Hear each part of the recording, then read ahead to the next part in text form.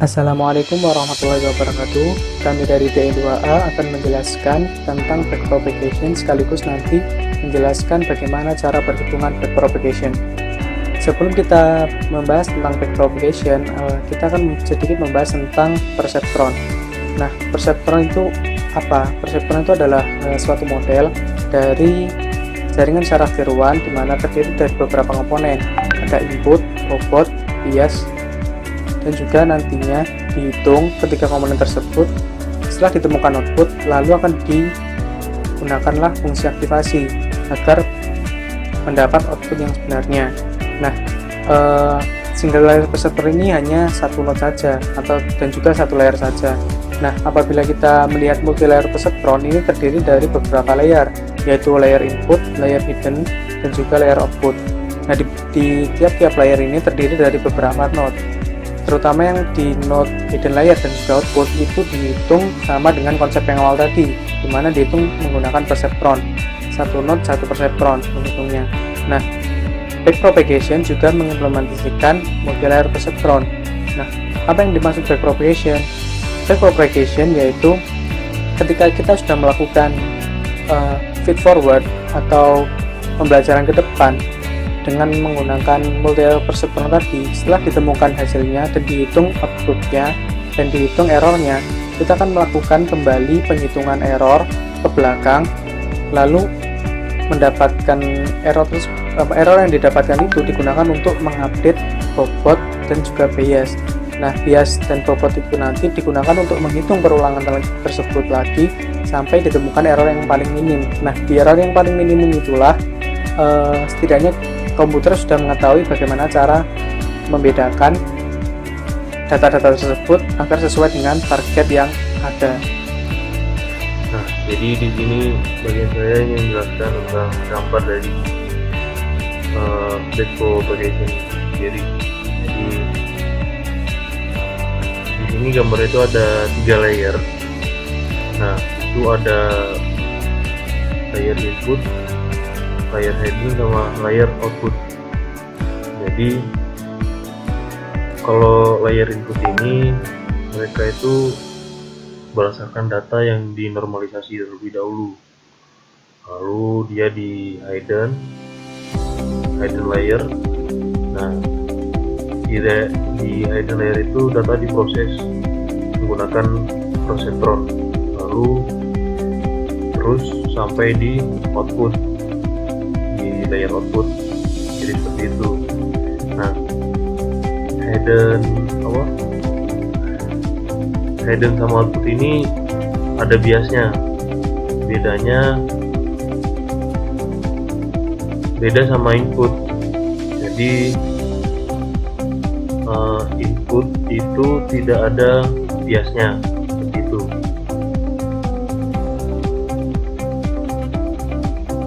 Lalu bias itu adanya di perseptron. Jadi di sini kan menggunakan perseptron, jadi nggak ada gitu. Terima kasih. Layer input biasanya digunakan untuk menerima input yang berupa fitur dari suatu data, sedangkan layer output biasanya digunakan untuk mempresentasikan prediksi kelas dari data tersebut. Untuk nilai bobot dan bias itu adalah random. Ini bobot, ini bias, random. Setelah melakukan forward dan backward, pada forward itu akan didapatkan nilai error. Nah, setelah backward juga mendapatkan nilai error. Jika nilai errornya terjadi perubahan nilai dan nilai errornya itu lebih kecil dari nilai error sebelumnya, maka propagation kita itu berhasil. Nah, proses ini itu dilakukan berulang kali untuk mendapatkan hasil yang optimal dan dilakukan untuk banyak data. Jadi langkah selanjutnya adalah normalisasi. Nah, normalisasi ini adalah data yang akan dimasukkan ke dalam jaringan saraf tiruan harus dinormalisasikan terlebih dahulu. Proses normalisasi yakni dilakukan terhadap data input dan target. Ini adalah data awalnya, data yang dengan berbentuk bilangan bulat, kemudian dinormalisasikan agar menjadi pecahan terkecil. Nah, dengan bagaimana agar menjadi bilangan terkecil, ini adalah dengan cara dibagi 100. Nah, untuk fungsi aktivasinya dia akan menjadi 1. Masuk ke bagian menentukan bobot. Bobot itu dapatnya dari mana? Ya kita sendiri yang menentukan. Dan seperti apa? Ya kebanyakan itu kalau yang saya tahu itu bobotnya itu kan kebanyakan itu pecahan di 0,1, 0,2 itu. Dan hasilnya bahkan bisa negatif 0,1, negatif 0,2. Contohnya seperti ini, ada 0,1, 0,2, 0,1, minus 0,1 gitu. Nah, W1, W11, W12, dan W14 itu adalah bobot untuk hidden layer ke inputan. Jadi misalnya kayak W1 itu bobotnya dari hidden layer untuk output 1 ini nanti. Dan hitungannya itu nanti berdasarkan hidden layer ke inputan. Nah, bobot itu nanti akan secara otomatis terupdate sepanjang kita sudah menghitung nilai bias dan aktivasinya. Oke, untuk selanjutnya kita akan beralih ke cara mendapatkan nilai bias. Nah, pada backpropagation kan setiap persepternya kan memiliki bias. Pada studi kasus kali ini total terdapat 4 buah bias, di mana 3 terletak pada hidden layer dan 1 terletak pada output. Nah, untuk nilai dari bias sendiri sama seperti bobot, yaitu nilainya random. Nah, di sini BH1, BH2, BH3 adalah bias yang terletak pada hidden layer dan BO adalah bias yang terletak pada output. Nah, bias juga bisa terupdate sama seperti bobot, dan bias biasanya nilainya dengan angka kecil. Bias juga bisa sama seperti bobot, nilainya juga bisa negatif. Langkah selanjutnya yaitu menghitung aktivasi output hidden layer. Aktivasi ini sendiri merupakan fungsi yang digunakan pada jaringan saraf untuk mengaktifkan atau tidak mengaktifkan neuron. Nah, dari aktivasi ini sendiri sebenarnya ada berbagai macam perhitungannya. Contoh seperti menggunakan fungsi biner, sigmoid, kemudian ada fungsi linear, kemudian juga ada fungsi threshold. Sedangkan untuk backpropagation pada kali ini kita akan menggunakan fungsi biner sigmoid, di mana untuk rumusnya di sini bisa dilihat sigma x itu adalah 1/1 ditambah dengan e pangkat minus x, di mana x ini merupakan hasil perhitungan output sebelumnya, kemudian untuk e nya di sini merupakan konstanta dengan nilai seperti yang tercantum di layar. Nah, bisa dilihat juga untuk di contoh, seperti misalkan kita akan menghitung fungsi aktivasi dari output hidden layer yang pertama, seperti ini. Bisa dilihat untuk rumusnya di sini sama seperti yang sudah dijelaskan sebelumnya, hanya saja untuk nilai e-nya sudah terisi sesuai dengan bilangannya, kemudian untuk x-nya kita ganti dengan hasil perhitungan output hidden layer yang pertama, maka akan muncul hasilnya seperti ini. Nah, rumus ini juga berlaku untuk ketika akan mencari fungsi aktivasi output hidden layer lainnya, seperti di sini untuk mencari aktivasi output hidden layer yang kedua, ketiga. Di sini hanya perlu mengganti untuk nilai x-nya. Untuk tahap selanjutnya akan dijelaskan oleh teman saya. Baik, jadi di sini saya akan menjelaskan tentang output. Bila sebelumnya telah membahas tentang fungsi aktivasi OH, langkah selanjutnya adalah melakukan penghitungan output. Untuk melakukan penghitungan output di sini rumusnya sama seperti output hidden layer, hanya saja perbedaannya adalah pada input dan bobotnya. Di sini untuk input dia mengambil dari aktivasi OH yang sebelumnya telah dihitung. Lalu untuk inputnya dia dia mengambil dari bobot output yang di sini. Nah, lalu jadi untuk rumusnya sama, yaitu adalah sum dari input dikali dengan bobot. Lalu hasilnya akan dijumlah dengan bias output seperti itu. Nah, setelah melakukan penghitungan output yang pertama, lakukan output penghitungan yang kedua. Rumusnya sama, yaitu inputnya mengambil dari aktivasi OH sebelumnya, hasil sebelumnya, dan untuk bobotnya mengambil dari bobot yang baru yang telah dihitung, juga bias outputnya juga sama seperti itu.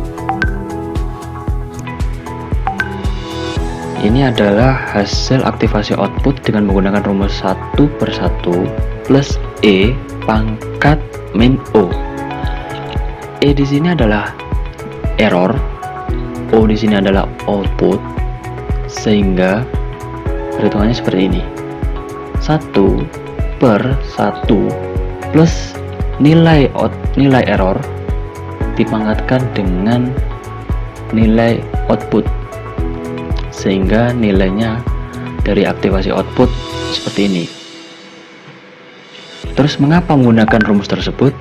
Karena targetnya adalah 0 dan 1, maka dalam algoritma backpropagation ini menggunakan fungsi aktivasi sigmoid biner dengan tujuan aktivasi output ini bertujuan untuk mendapatkan nilai output yang sesungguhnya, sehingga jika terjadinya error lagi pada output, maka aktivasi output terus terjadi hingga nilai output tersebut memiliki nilai yang sesungguhnya.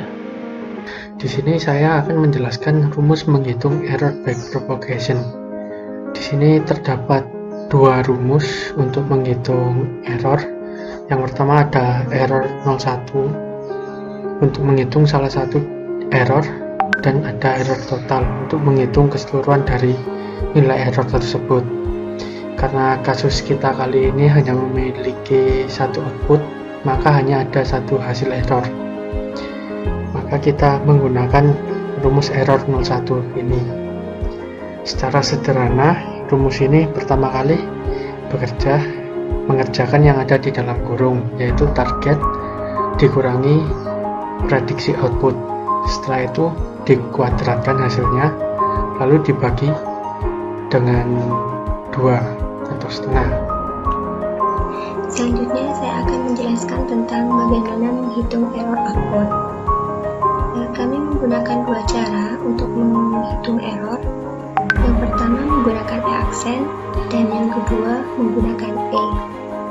E-aksen ini merupakan cara menghitung error yang sederhana. Kita dapat menentukan hasil E-aksen dengan rumus, yaitu target dikurangi dengan aktivasi output. Pada detak 1, kita mempunyai target dengan nilai 1, dan kemudian aktivasi output dengan nilai 0,68021, yang kemudian akan diketahui E-aksen, yaitu 0,31979. Kemudian kita akan mencari E-aksen pada data kedua dengan rumus yang sama, dan akan diketahui hasilnya, yaitu min 0,686. Selanjutnya kita akan mencari error output, yaitu dengan menggunakan E, dengan rumus yaitu setengah dikali target dikurangi aktivasi output pangkat 2.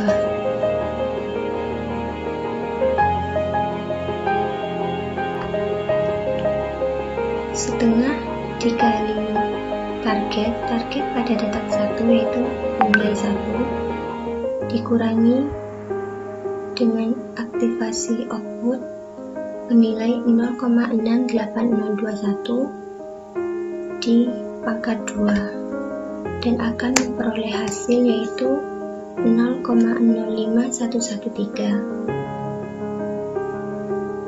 Dengan dengan rumus yang sama, kita akan menentukan E pada data kedua dan akan mendapatkan hasil yaitu 0,2353. Bahasan selanjutnya adalah error hidden layer.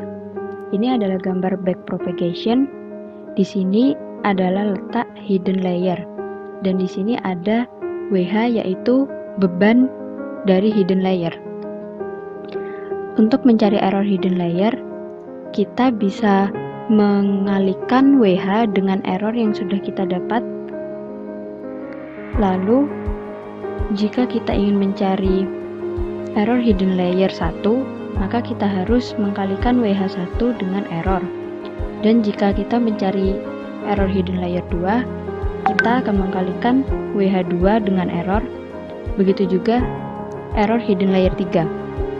Kita harus mengkalikan WH3 dengan error. Nah, setelah itu kita lihat pada gambar berikutnya. Nah, ini adalah caranya, dan di sini kita bentuk mereka sebagai matriks. Begitu juga dengan error yang kita dapat. Tetapi karena kita mendapatkan hanya satu error, karena outputnya hanya satu, maka tidak usah dijadikan matriks. Lalu tidak berhenti sampai dijadikan matriks.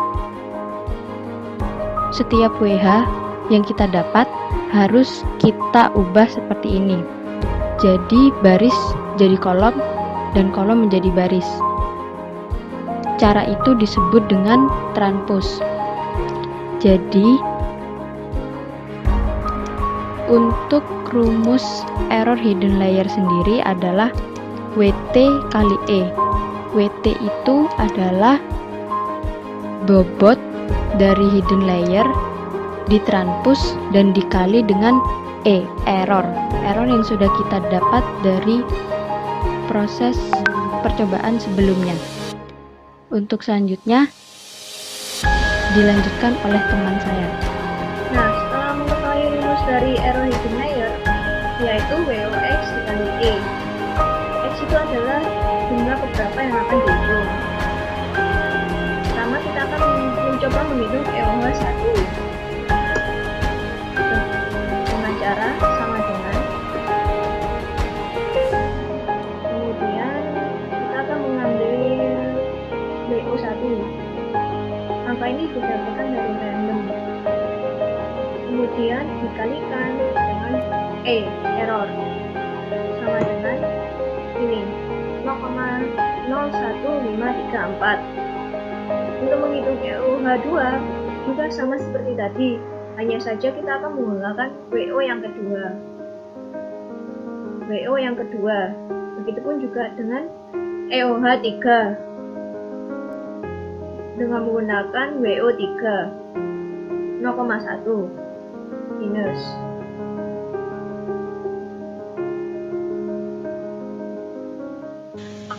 Pada backpropagation terdapat derivative sigmoid function atau turunan fungsi sigmoid, di mana turunan ini didapat dari fungsi aktivasi perseptron. Ini menggunakan rumus 1/1 ditambah E pangkat minus X, di mana ini merupakan konstanta dan X ini merupakan nilai datanya. Lalu untuk menghitung si turunan fungsi sigmoid ini menggunakan rumus sigmoid X dikali 1 dikurangi si sigmoid X-nya. Sigmoid X-nya ini merupakan hasil dari si fungsi aktivasi tersebut. Lalu untuk si turunan fungsi sigmoid ini digunakan untuk perhitungan si perubahan bobot pada backpropagation.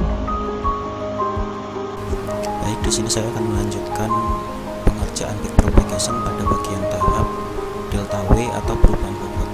Untuk perubahan bobot sendiri, di sini saya akan menerangkan yang perubahan bobot untuk hidden layer, yaitu ini delta WO1, delta WO2 dan delta WO3. Ketiga-tiganya ini. Nah, dari sini kita untuk mengerjakannya ada rumusnya. Rumusnya yaitu sesuai dengan ini delta W. Pokoknya intinya dari proses backpropagation ini kita itu mengupdate bobot secara bertahap. Jadi kita update sampai hasil yang terakhir itu mempunyai nilai error yang sangat minim atau yang sangat kecil sekali. Jadi di sini kita gunakan rumus delta W, yaitu rumusnya LR dikali E dikali X. LR itu apa? LR itu learning rate. Untuk learning rate sendiri itu sama dengan ini, laju pemahaman. Ini sama dengan laju pemahaman, jadi nilainya 0,2 sesuai dengan yang rumus di sini. Ini pakai 0,2. Di X ini rumusnya pakai 0,2. Kemudian untuk E-nya sendiri itu adalah error. Kemudian dikalikan lagi dengan inputan. Inputan di sini bukan sekedar inputan saja, tapi inputan di sini sudah dikalikan dengan aktivasi. Seperti di Excel ini hasilnya.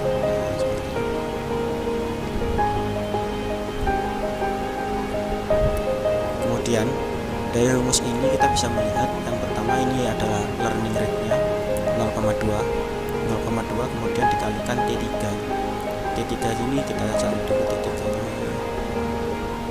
Nah ini T3 ini dikalikan error karena di sini rumusnya LR dikali E. Terus ini kita gunakan yang error yang pertama. Soalnya kenapa? Karena ini adalah soal yang ganjil. Nah, kalau yang bawah ini kita untuk pengerjaan soal yang genap, kan sudah dibagi sesuai NIM sama NIM yang genap sama yang ganjil. Nah ini untuk yang atas learning rate-nya, kemudian dikalikan errornya adalah yang ini. Dikalikan errornya, kemudian kita lihat lagi rumusnya. Nah ini kemudian ini O3 sendiri ini dia adalah output dikalikan output, kemudian ini 1 dikurangi output juga. O3 bisa kita lihat O3 di sini. Nah ini outputnya. Jadi sesuai O3 untuk yang nomor 3 ini O3 berarti outputnya pakai yang atas ini. Untuk yang O3 pertanyaan. Nah, tapi kalau yang NIM-nya genap nanti kita pakai yang hitungan yang bawah ini, dan di bagian delta W-nya delta W 1 atau W2 atau W3 nya yang kita hitung tergantung. Kalau kita hitung yang bawah berarti dia pakai yang bawah W4 nya. Soalnya ini untuk yang genap. Nah ini saya menghitung yang ganjil. Jadi itu menjelaskan rumusnya yang ganjil. Ini 1 dikurangi W3 kemudian dikalikan K3. K3 ini apa? Kita lihat dulu K3-nya. Nah ini untuk K3 ini adalah aktivasi OH. Jadi rumusnya learning rate dikalikan errornya. T3 ini tadi error, ini T3 errornya, kemudian dikalikan O3 ini outputnya. Ini adalah proses X tadi. Jadi bukan hanya sekedar inputan, tetapi menggunakan perkalian dengan aktivasi. Selanjutnya saya akan menjelaskan bagaimana rumus untuk mencari perubahan bobot input dari backpropagation. Untuk rumusnya sendiri adalah delta W sama dengan LR dikali E dikali X, di mana LR adalah learning rate atau bisa dibilang LR adalah laju pemahaman, kemudian di sini E adalah error, dan X di sini adalah inputan.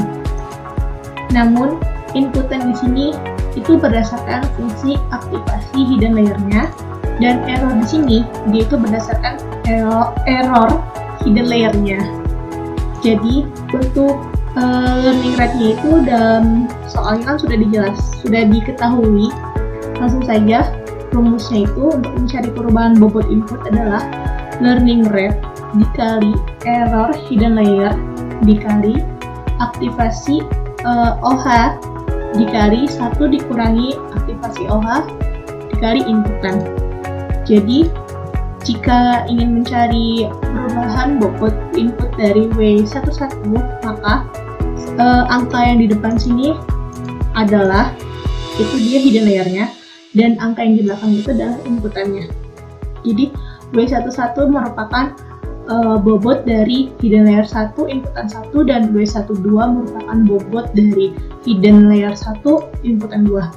Jadi nanti ketika ingin mencari error hidden layernya, kita perhatikan dia itu merupakan hidden layer keberapa.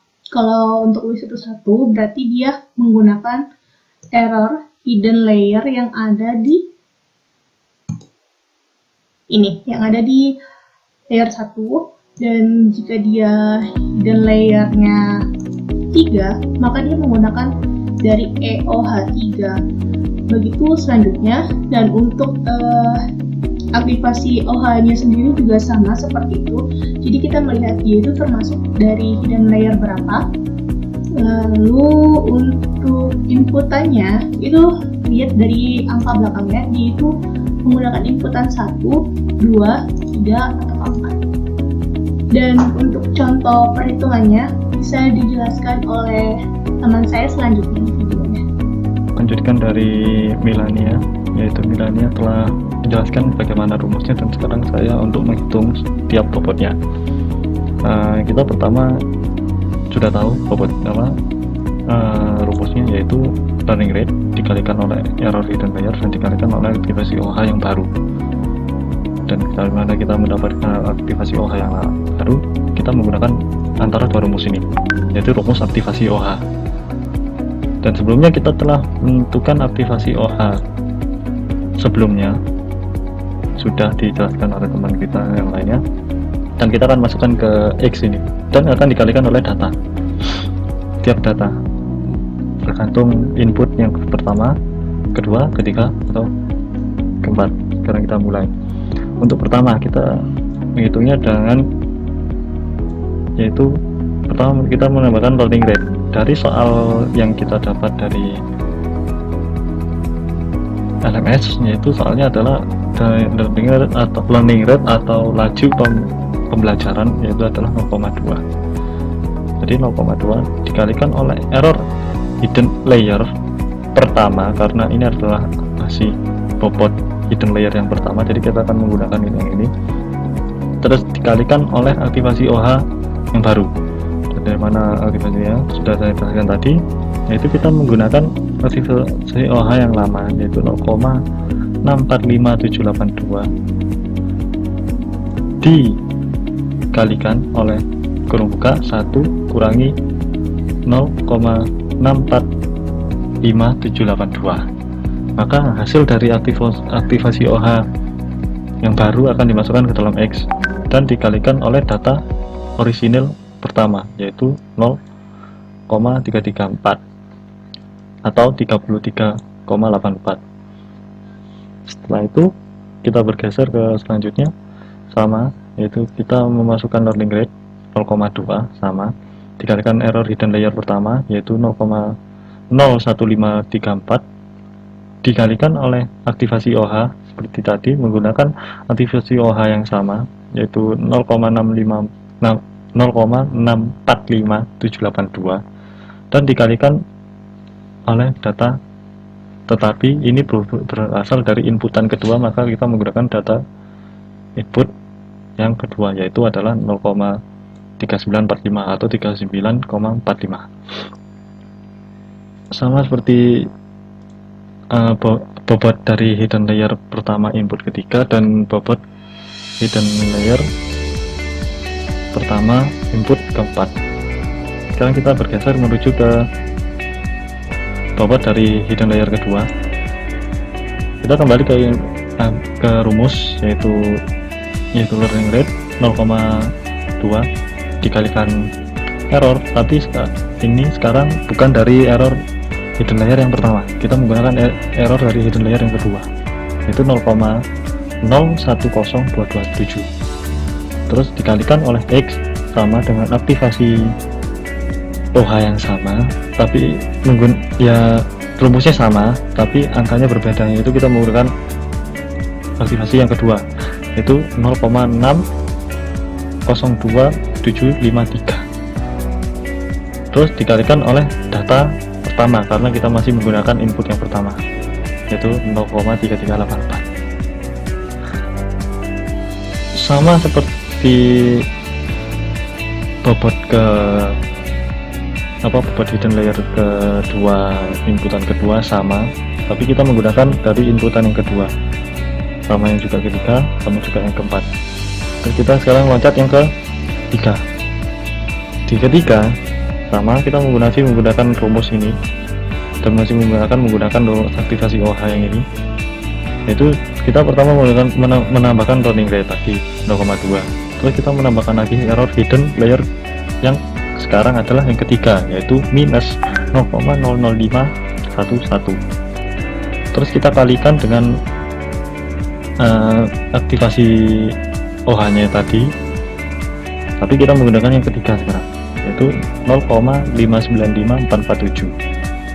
Nah, setelah itu dimasukkan hasil rumus tersebut akan masuk ke dalam X nya. Nah, terus dikali dengan data pertama sama, maka akan didapatkan min 8,3E kurang 505. Terus kita coba dengan sebelahnya, yaitu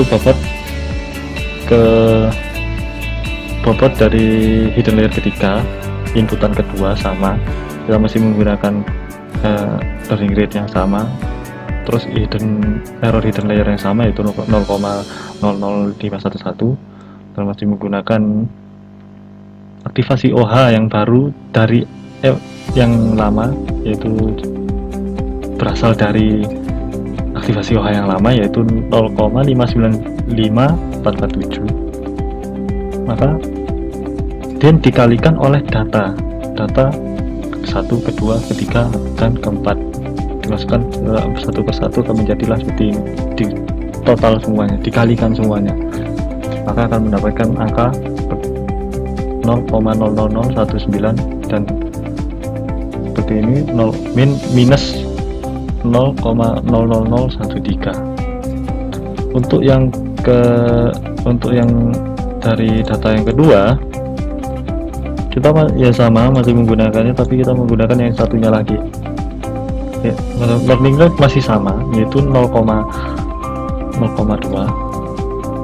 tapi error hidden layer ini kita ambil yang dari bawahnya juga, yaitu 0,689533. Itu adalah error hidden layernya adalah 0,070879.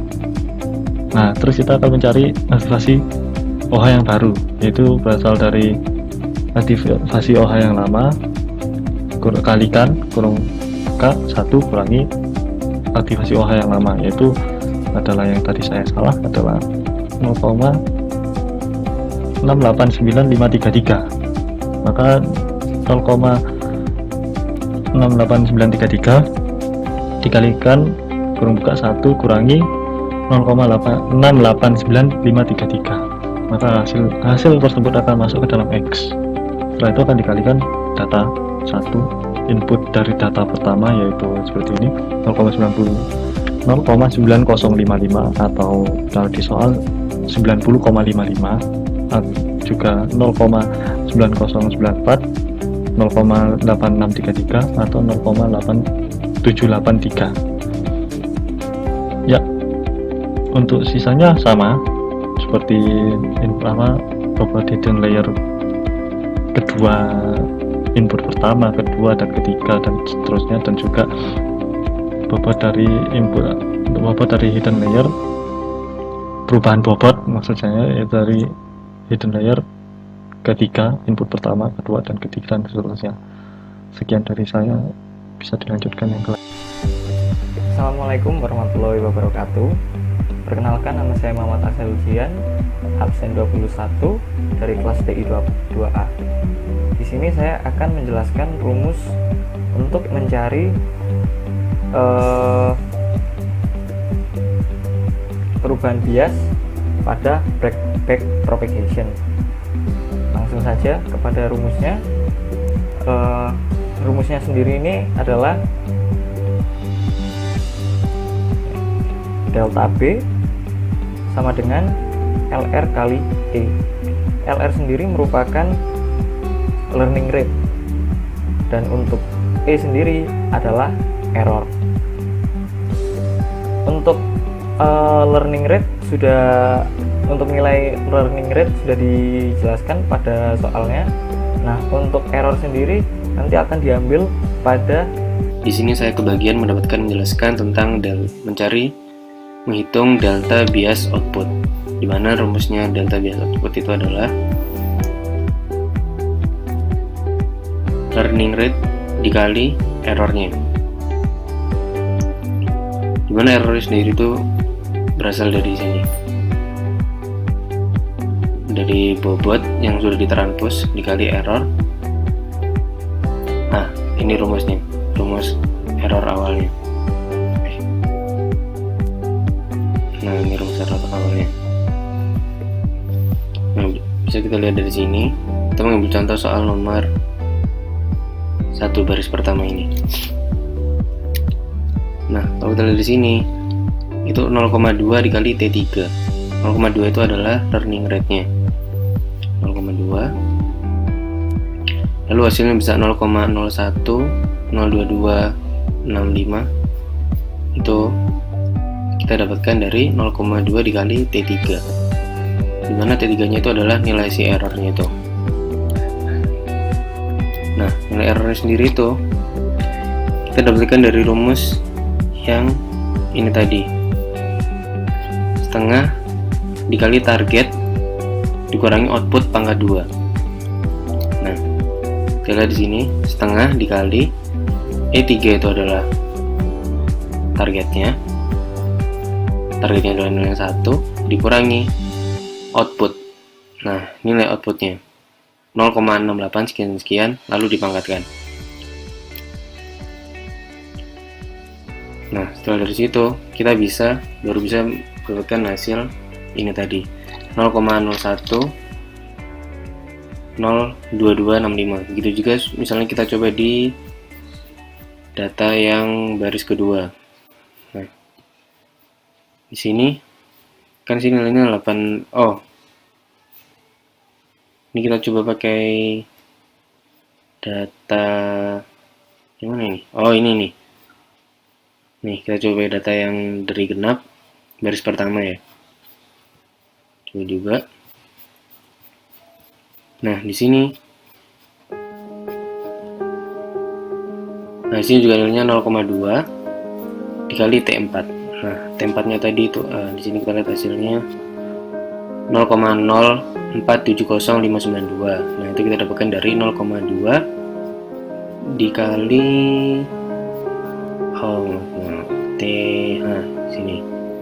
Nilai errornya ini tadi dikali 0,23 sekian. Nah, itu kita dapatkan errornya tadi itu dari yang rumus ini.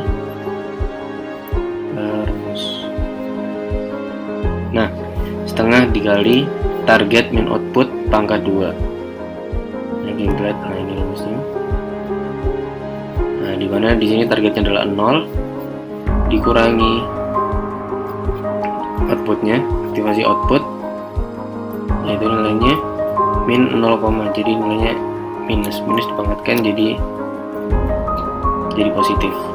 Nah, makanya kita mendapatkan hasil 0,047052. Di sini saya akan menjelaskan rumus dari delta bias hidden layer, atau juga bisa disebut dengan laju perubahan bias hidden layer. Rumusnya yaitu delta BH sama dengan LR kali E, di mana LR merupakan learning rate atau laju pemahaman dan E merupakan error hidden layer. Kita ambil contoh dari sini. Di sini hasil dari delta BH1 yaitu 0,003 yang diperoleh dari rumus 0,2 kali V3.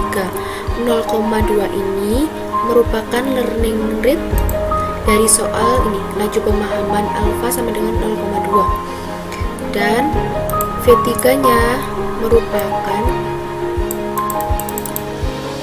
error hidden layer. Assalamualaikum warahmatullahi wabarakatuh. Di sini saya akan menjelaskan cara menghitung delta BH atau laju perubahan bias di Excel. Untuk rumusnya sendiri, delta BH dapat dicari dengan learning rate dikali error hidden layer, di mana learning rate-nya sudah diketahui 0,2. Dan untuk error hidden layer di sini dapat dicari dengan menginputkan bobot menuju output dikali dengan error itu sendiri. Untuk error sudah dijelaskan oleh mahasiswa absen sebelumnya. Nanti akan ditemukan error hidden layer seperti ini. Di sini warna yang di atas ini untuk data ganjil dan untuk yang hijau data genap. Tentu saja kita menghitung delta BH-nya. Di sini learning rate dikali error hidden layer. Delta BH1 maka menggunakan laju pemahaman yang di sini diketahui lalu dikalikan dengan error hidden layer yang satu. Untuk data yang kedua, delta BH yang kedua dikali dengan error hidden layer yang kedua. Seperti itu seterusnya. Saya di sini akan menjelaskan tentang update bobot di algoritma backpropagation. Karena inti dari backpropagation adalah mengupdate bobotnya secara bertahap sampai menghasilkan error yang semakin kecil. Dan itu datanya kita menggunakan data ini. Dan perlu kita ketahui bahwa setiap bobot itu hasilnya adalah bobot ditambah dari bobot yang baru atau delta W. Oleh karena itu kita menggunakan SGD untuk mendapatkan delta W itu sendiri dengan rumus learning rate dikalikan error dikali X. Dan karena pada perception di sini pasti akan melewati fungsi aktivasi, dan fungsi aktivasi itu sendiri ada tiga, yaitu step, time, dan sigmoid. Di sini kita menggunakan sigmoid untuk melakukan aktivasinya, dan rumus sigmoid itu sendiri adalah S X sama dengan 1 per 1 tambah E min kuadrat sin X. Dan untuk melakukan update bobot, kita yang harus kita lakukan adalah mencari delta W, dan di sini delta W nya sudah ditemukan, dan hasilnya adalah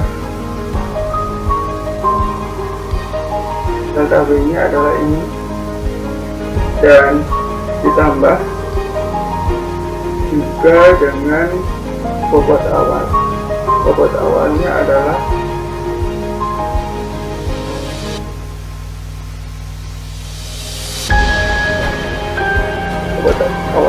ini, dan setelah ditambah akan menghasilkan bobot yang baru dan akan mengupdate bobot-bobot dari setiap inputan atau setiap node. Dan karena update bobot tersebut, maka bobot terbaru akan menghasilkan error yang paling sedikit. Dan error yang paling sedikit itu adalah error yang mungkin paling maksimal hasilnya, atau yang hasilnya yang paling bagus. Baik, assalamualaikum warahmatullahi wabarakatuh. Nama saya Riri Febrian Stadi. Di sini saya akan menjelaskan tentang bias, update bias ya, bias di backpropagation neural network. Jadi langsung saja. Nah, pertama-tama kita harus mengerti bias itu seperti apa dan rumusnya seperti apa. Yang pertama, kan backpropagation itu kan proses ini bermaksud untuk menyesuaikan kembali tiap wake dan bias berdasarkan error yang didapatkan saat forward pass. Ya, jadi istilahnya kita harus menyesuaikan kembali tiap wake dan bias berdasarkan error yang didapat setelah ada output itu tadi. Nah, jadi dan bias ini merupakan langkah terakhir dari backpropagation, yaitu update semua parameter pada contoh di sini, update semua parameter wake dan bias menggunakan metode SGD, yaitu Stochastic Gradient Descent. dengan mengurangi atau menambahkan nilai wake lama dengan sebagian atau yang kita kenal dengan learning rate dari nilai gradient yang sudah kita dapat. Nah, jadi ini merupakan langkah terakhir. Kalau di contohnya ada di Excel yaitu bias pertama yang telah dijelaskan yaitu 0,2, dan ini adalah hasil update bias yang telah ditambahkan. Jadi rumusnya update bias ini pada week 1 dan bias 1 ini yaitu menambahkan update bias yang sebelumnya ditambahkan dengan perubahan bias yang ada di delta ini. Jadi bias ini 0,2 ini yang telah dijumlahkan itu ditambahkan dengan ini.